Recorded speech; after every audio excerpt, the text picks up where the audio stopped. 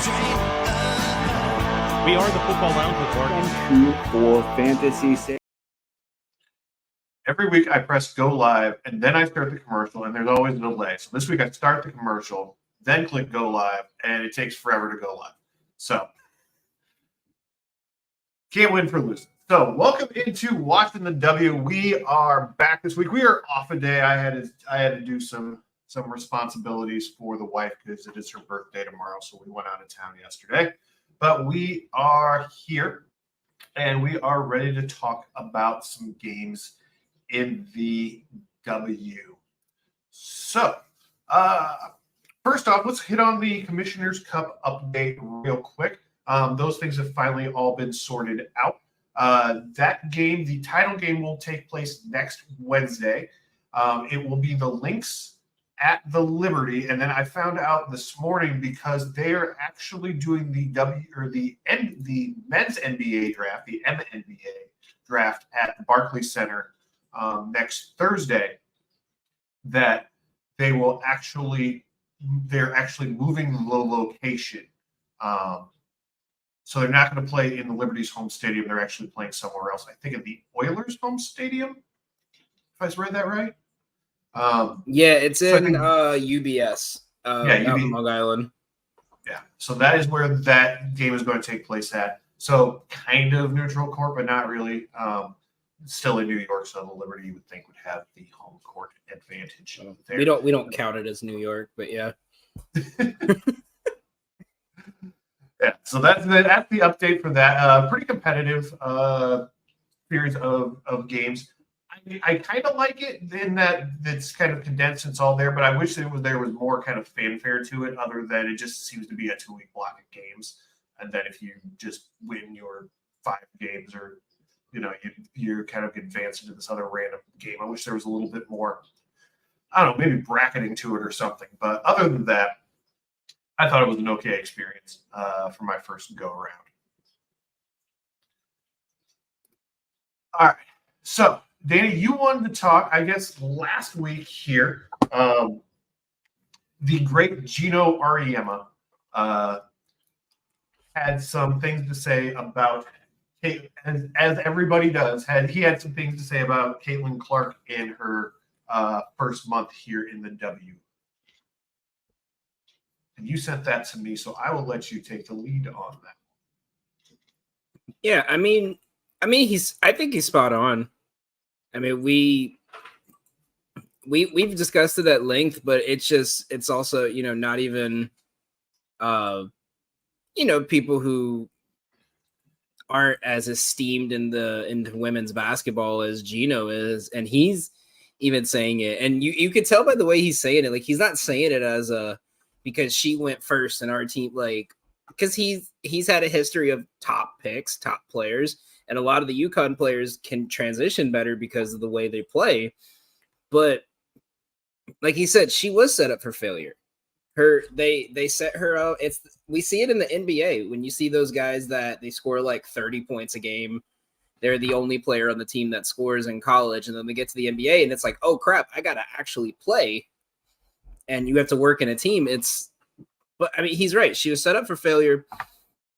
I'm looking at his comment now, where she's handling it great, but she talks a lot of shit, but she can't handle when the shit's coming back. And that's what we're seeing. We're seeing it we saw it yesterday. I thought it was a great moment where it was her versus Angel Reese. And we can argue for days on whether that was a flagrant or not. It wasn't. But like, Chicago seems to be the only team that's just going, hey, we're going to let you know, even though you're the number 1 pick, you're the star child of the W, we're not going to make this easy on you. And let's be real, arguably that was probably her best game yesterday, like overall. Like I think I saw halftime she had 5 assists, 1 turnover. That's the first time she's had less than 3 turnovers without leaving a game with an injury. Yeah, I didn't see yesterday's game. I did see, obviously, the play has been all over social media.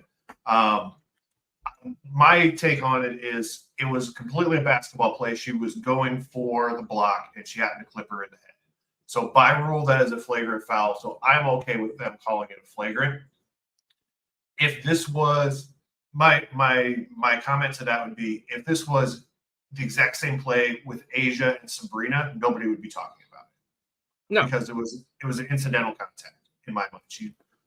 She swiped at the ball, or clipped the ball and clipped her head at the same time.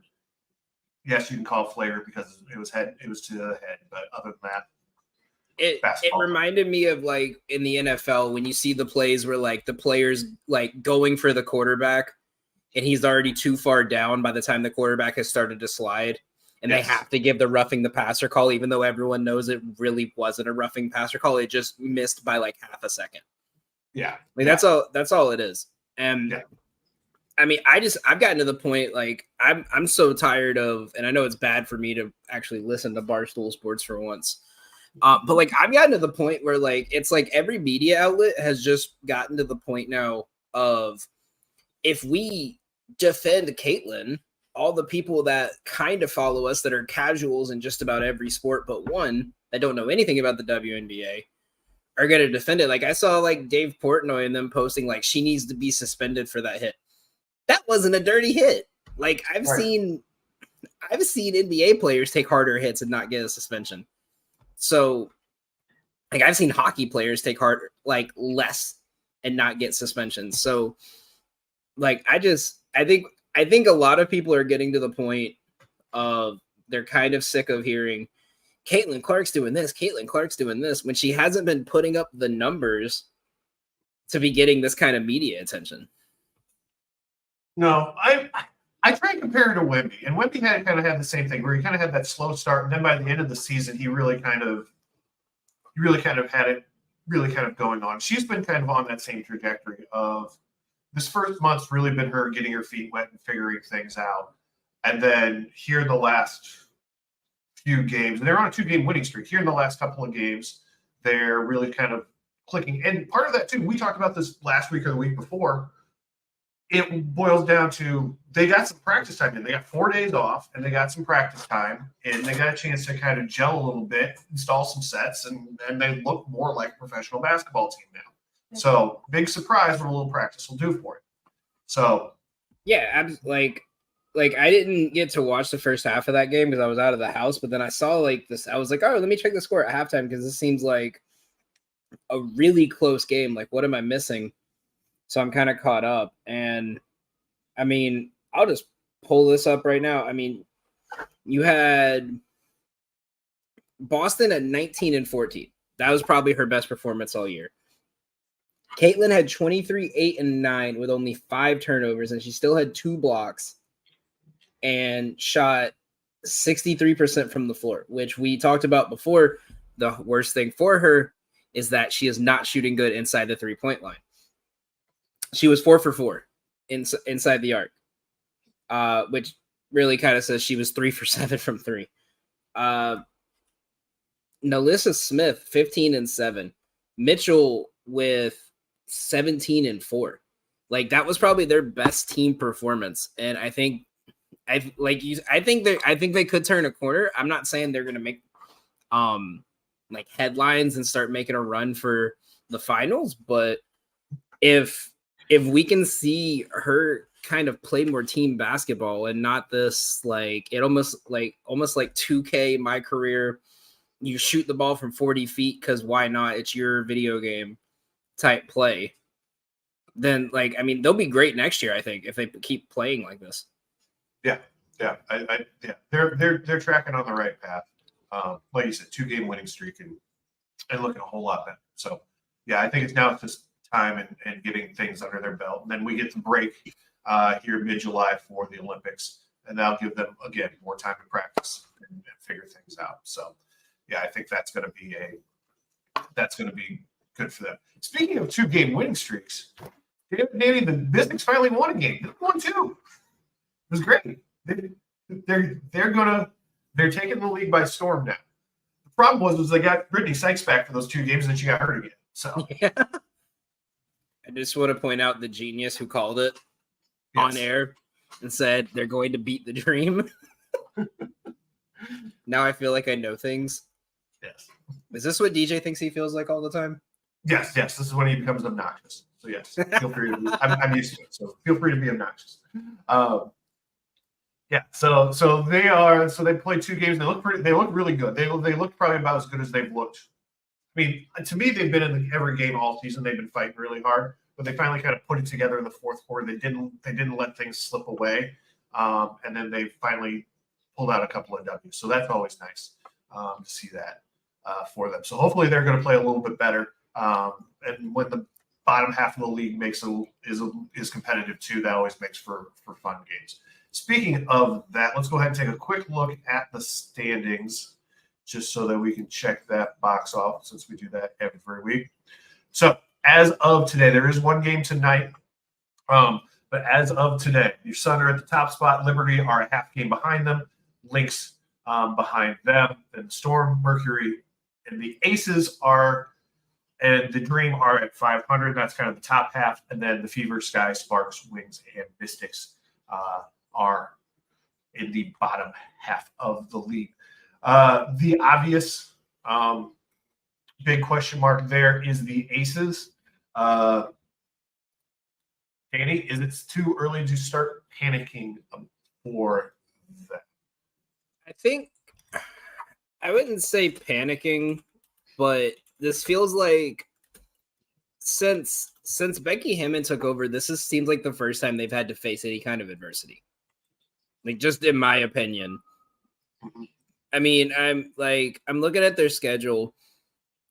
Their next couple of games, is going to be a big test for them, because their next 2 games is Seattle and Connecticut on the road at home. So if they can't split those 2, then I say you got to start looking at what the problem is. Because rounding out the rest of the month, they have Chicago, Indiana, and Washington. For after Connecticut and Seattle, they have a 6-game span where they don't play anyone with a winning record. Where they face Washington twice, they face Indiana, they face Chicago and Dallas and LA.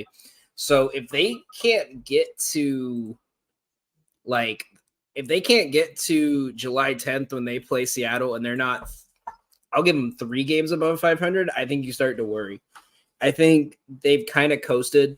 It just reminds me of that, we see it more in I think college, where it's the team that's we've dominated for 3 years in a row, so we don't really have to try because we know we can turn it on in the playoffs and it's good. And then now everyone else around them is getting better. And it's oh shit, what do we do? Yeah. Now, Chelsea Gray is due back. She's back on the active roster. People kept talking this weekend that she was going to play this weekend. She was not. She did not play this weekend, but she is very close to coming back. So I think that is where you'll see them kind of make that big push. Now, she's obviously been on the bench for every single game and communicating, but that's different than being on the floor. Just missing that, your floor general out there it makes it tough for everybody. So I think when she comes back, I think you'll see them kind of shift a gear a little bit as well. But that's been kind of the missing component. Now, that said, waiting for your point guard to come back can be problematic. Speaking as a Bulls fan, waiting for Lonzo Ball for the last, I don't know, God, how many years. At some point, though, you have to address the elephant in the room that your point guard isn't on the floor. Now, they've done a pretty good job with that. Jackie Young has been outstanding. Kelsey Plum does a really great job when she has to take over. But you're still missing your superstar, your all-star, your Olympian point guard. That it's just a completely different ballgame at that point. So once she's back on the floor, I think we'll see them kind of shift gears. But there may be other problems that she's. I think what we see now is she forgave a lot of sins, and we're seeing some of those sins come to light. And then when she gets back on the floor, I think some of those things go away. So hopefully that is the case for them, because they're a fun team to they're fun team to watch on the floor. They're a fun team to talk to off the court as well. So I like to see them do well, just because I want to see as many games of them as possible. So I don't want to see them get bounced early in the playoffs. I want to see them go far and play well and have that dramatic Final Four of the Sun and the Lynx and the Liberty and the Aces, and have kind of all that drama that goes with kind of those four teams. That to me would be the most exciting thing at the end of the season. But that's just me being selfish. But I would think that would bring the best ratings in my mind. Yeah, and I mean the big thing I want to see is how Kelsey Plum's gonna adjust when she's back, because she has just not impressed me this year. I mean, she had a great game against the Liberty. I think that was probably her best game this season, but her shot has just been so inefficient.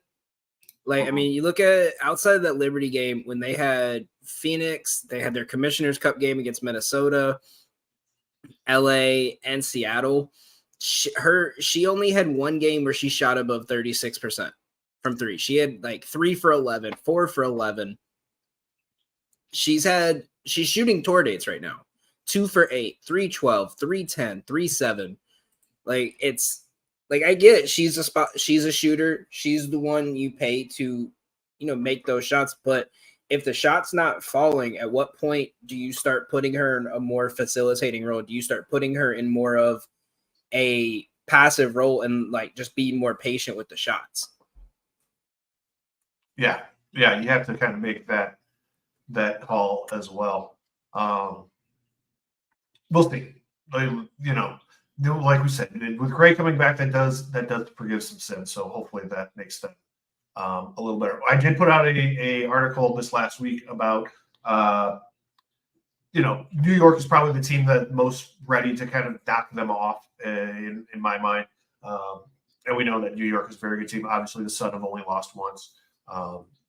They're quite good as well. So we'll see kind of how things kind of shake out as things move along here. But there's clearly kind of 3 tiers in this league now. Like I said, there's kind of those top 3 right as of today of the Sun, the Lynx, and the Liberty. Then there's kind of that middle tier, and then there's kind of that bottom. Then there's kind of that bottom tier with the Fever and the Sky and the Mystics, and then everybody else is kind of in between. So.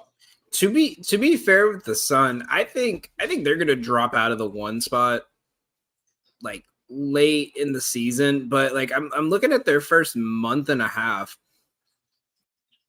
They've only played 3 games against teams above 500.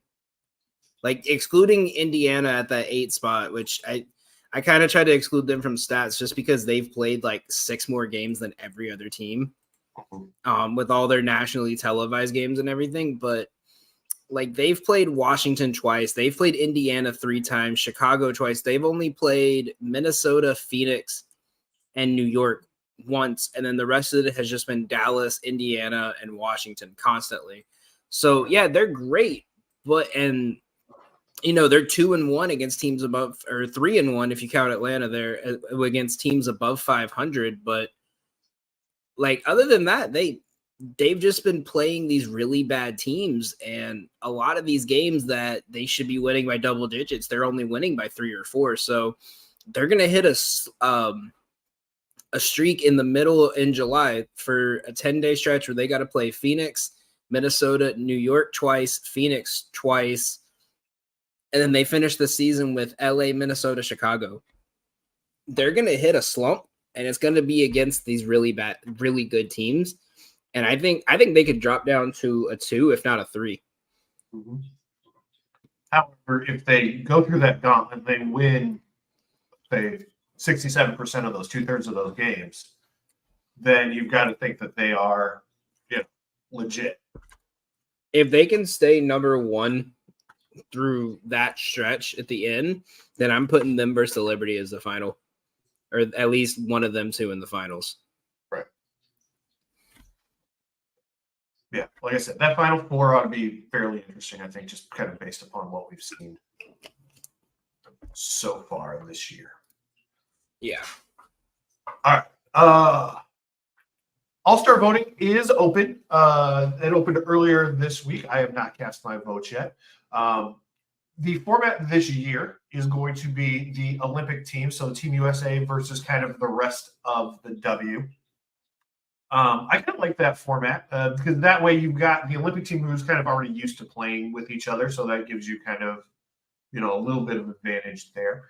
I did see somebody who said earlier that they're like, so how are we supposed to vote for this? Because we know the Olympic team's already going to be on the All-Star roster. Should we just not bother voting for them and vote for kind of the next 12 best? So I thought that was kind of an interesting question to pose. My guess would be it just have to be like the top 24. But I think if they do something like that, then they need to almost and this is like one of their biggest years they've had. So obviously like this would be something in the future. But if they're going to do that, they should have that as like a game like the Saturday before. Like, you know how they always do like the Team USA versus Team International for the NBA or the rookies and sophomores. Like do that. This is our Olympic roster. These are the 12 best players in their first 2 seasons. Like the rising stars versus Olympic stars. And then you could do an actual all-star game after. Like, I think that would be something that would be fun to see.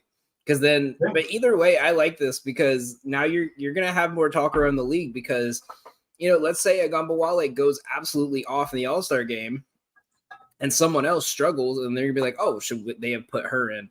Should Caitlin Clark goes off, everyone's going to, oh, this is what happens. You're not going to put her on the roster, and this is what happens, stuff like. So I think it's going to bring more intrigue into the league. It's going to ask more questions, and it's going to get more stuff out for the media. So I think this is a great idea. Yes. Yeah, I like it as well. I think it would be an interesting watch. Speaking of Arike, just because you touched on her name, she did mention that she pulled herself out of the Olympic pool in there because she said it was getting to be too political. Which I get. If you hear the whole quote, she basically says it's not necessarily the 12 best players; it's the 12 best players that kind of work together the best, and which is the point that you made when we were talking about Caitlin Clark last week or 2 weeks ago or whatever it was. And evidently, Arike didn't feel like her skill set as a scorer kind of fit in with those, and so she said, "Hey, look, we know that you're probably not going to take me anyway, so I'm just going to save myself the heartbreak and make my decision and withdraw." I get where she's coming from. I would like to see her just because they also have like alternates and stuff. I would have liked to seen her keep her name her name in the pool and be like the first or second alternate to go in case that somebody's hurt. Because right now I think it's Brianna Thomas from the Sun or Brianna Jones. There's too many Briannas. But the one from the Sun, she is the one who's the first alternate if somebody gets hurt or can't go. So I would have liked to me, Arike kind of deserved that to be kind of the next person up. But what's kind of your thought on her comments? I think she's right. I mean, if you followed the Olympic not even the Olympic, like the FIBA roster over the last 4 years, when they're doing these FIBA tournaments that are during the NBA season and during the summer, they're not taking a break to put LeBron and Kevin Durant on the same team. No, they build a team around international players, but it's not just, oh, here's our 14, 15 best players that play overseas. It's here's the 14, 15 that best fit what the coach wants. And that's honestly how they need to build the roster. I mean, when you're in the NBA and you have 30 players to choose from that are Hall of Famers and at any point could shut down 95% of the world, like you obviously can just be like, oh yeah, we'll just take him. We'll take him. We don't need this guy because we have 4 more other people that could do it. But as women's basketball is getting better and more international, you're seeing a lot more teams where it's, hey, yeah, we could send 12 players out and beat everyone by 100, but everyone's getting good. So what happens if we put 12 offensive players and no one plays defense? So you got to start building a roster around what the team needs, what the coach wants, and how they want to identify as they go into the Olympics. Exactly. And they have a long winning streak as well. You don't want to be the team that loses as that one men's team from 90 or 2000. 2004. Yeah, you don't want to be those guys. So you want to make sure that you can carry that. It's the same as any other roster. Like, you don't just say, "Oh, it's not an all-star game. It's not here's our 13 best players. It's here's what fits us the best." Right.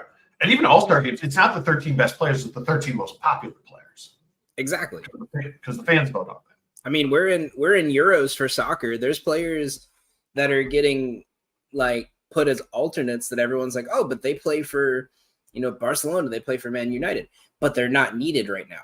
That's why they're an alternate. And that's where you need a Gumbawala as an alternate in case, let's say someone goes down with an injury, they got to withdraw. Okay, cool. We need a shooter. Okay, cool. We have her that we could put in. Like, that's the whole point of having the alternates, is to have the player. And she was right for saying, the way y'all have built this team, I'm not going to get playing time. I do not fit in with what's going to go on, and it might be worse for my career. So I'm going to step away. Yeah.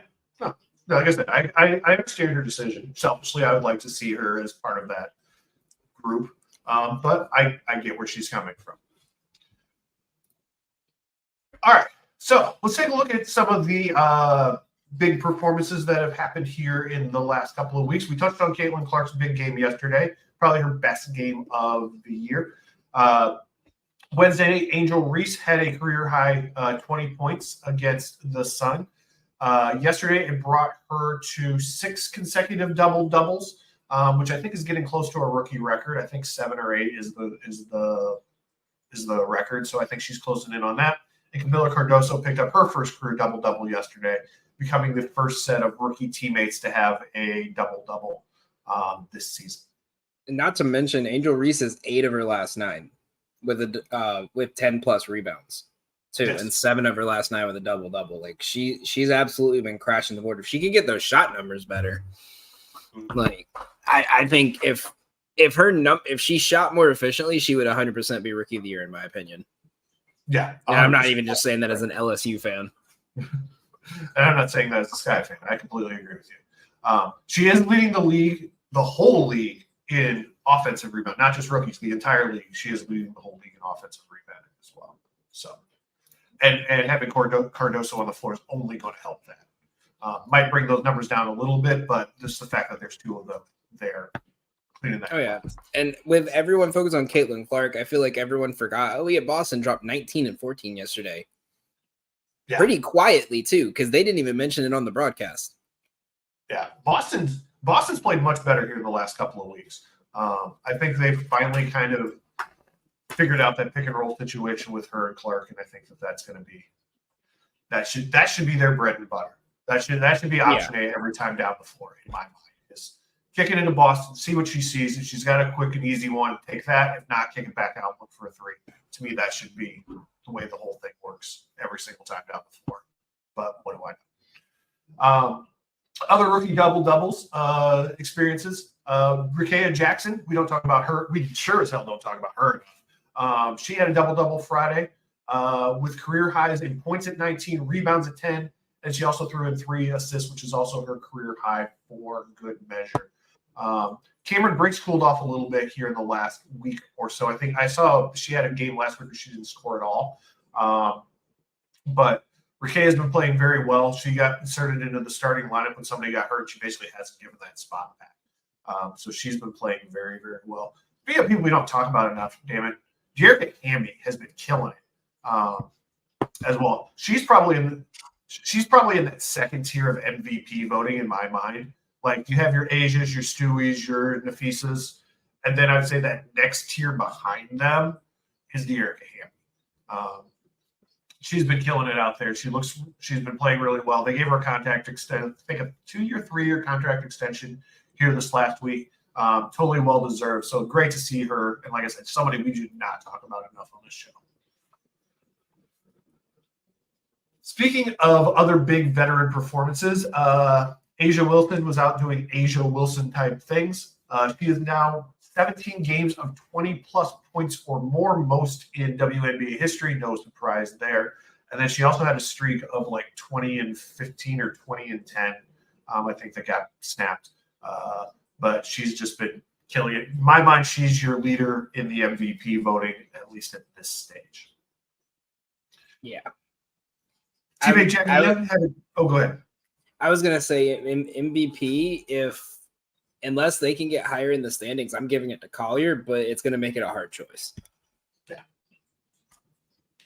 Her teammate Jackie Young had a career high 34. What night was that? Thursday. Yeah, Thursday against the Mercury in the win.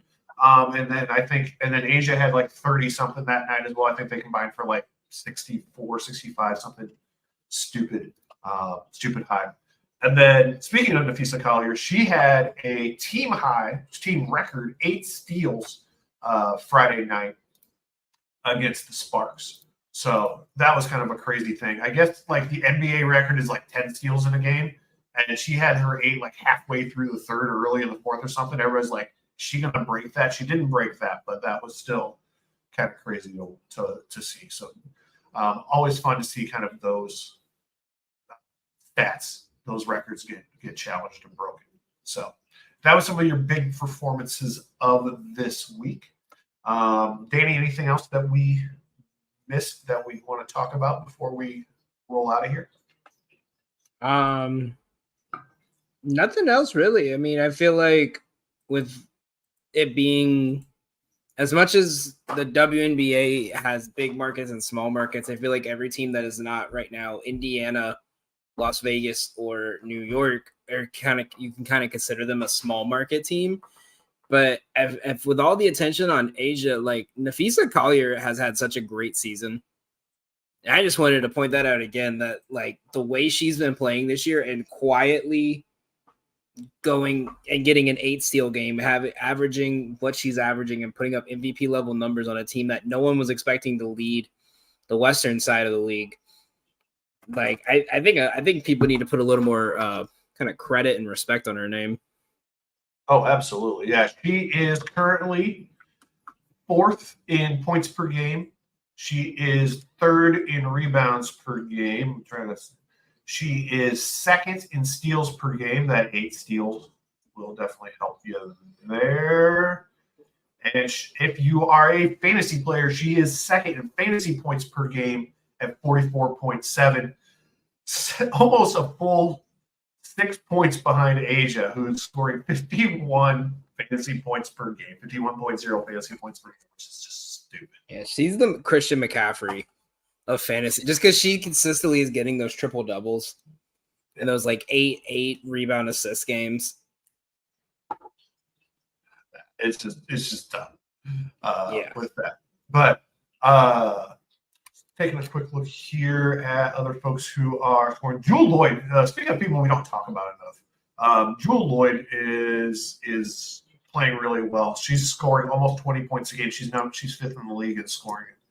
We don't talk about. I don't see the Storm very much because they usually play those late night West Coast games, so I don't get to see them a ton. But her and Skylar Diggins-Smith are people who we don't talk about enough, but obviously are having very good seasons and will be all-stars when that time comes. Yeah, I just feel like that Seattle team is like one bad like 3-game stretch away from dropping out. And like it's kind of like when I've watched them, nothing's really impressed me and nothing's really like concerned me. But I feel like the best way I could explain it, because I explained to my buddy the other day, it's a baseball player, is they're the Cincinnati Reds, where it's like they could go on a run and prove that they're one of the best teams, or they could just start going like having a terrible stretch and drop down to the bottom. Yeah. And that's the thing with the Western side of the league is like all those teams are like neck and neck. So like one bad run can drop you from like a 3 or a 4 down to an 8 really fast. Exactly. Yeah, Seattle right now, as of today, is in 4th place in the league, 9-5 overall. But the Mercury's right behind them at 7-7. Atlanta is 6-6. Well, they're probably an Eastern team. Sparks are 4-10, and then the Wings are 3-9. And again with that, it's the same thing as Connecticut, because if you look at their 5 losses, they've lost to Minnesota 3 times.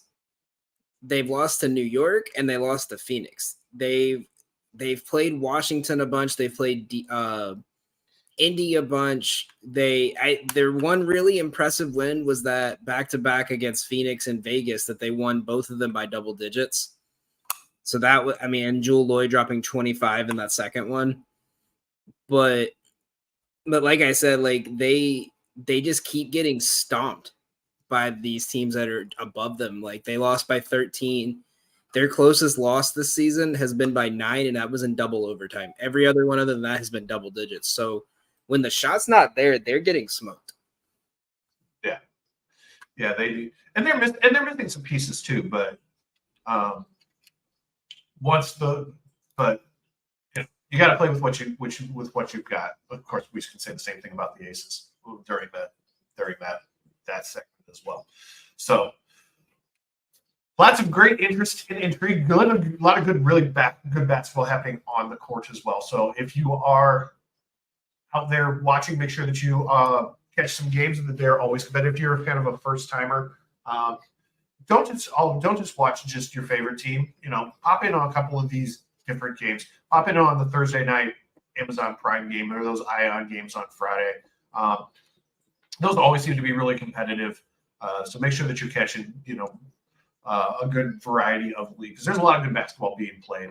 And obviously, once the men's NBA finals are done here, probably this week, then you're going to be looking for a fix anyway. The WNBA is a very, very good product that you should be watching.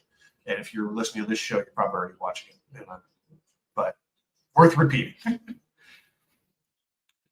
All right. Anything else before we go? No, that's really it. I don't think I have anything else so far with the league. I just wish they wouldn't schedule games so far away from each other. I wish they wouldn't schedule like 3 games all starting within 30 minutes of each other.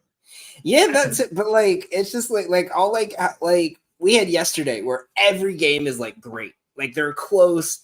It's fun to watch. And I'm like, yeah, I can't wait for that tomorrow. And then I look and it's just one game. And then I look and then I was like, oh, I really want to see Chicago play again. Oh, their next game is not for 4 days. Like, I get it. No, like, I don't care about the whole back-to-back. Like, you don't have to do back-to-backs, but like at the very least, like I was thinking about the other day, they could do like what the MLS does, where the MLS plays on like Wednesdays and Saturdays. Like you could do like every Tuesday night, every Friday, and every Sunday. Mm-hmm. Like something like that, and you could get 3 games in, and then at least like that way you could like promote it more instead of like, oh, when's their next game? 5 days from now. Yeah. I would like a little bit more consistency to it. Personally, just to makes plotting things that like the rest of life kind of out easier as well. I would like a little bit more kind of consistency, and like I said, just more spacing in the games as well. Just because it's hard to have a game at 6:30, a game at 6 Central, 6:30 Central, and then like 8. Then you're kind of staggering and trying to decide which ones you do and don't want to watch. So it's just staggering them a little better would be nice, but that's a minor soapbox issue as well. All right, that will do it for us this week.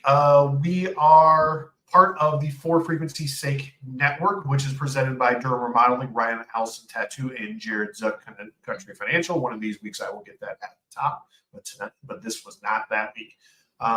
Other than that, we will see everybody next week. We should be back on our regular Sunday rotation next week. Until then, have a good week, watch some games, and we will see y'all later.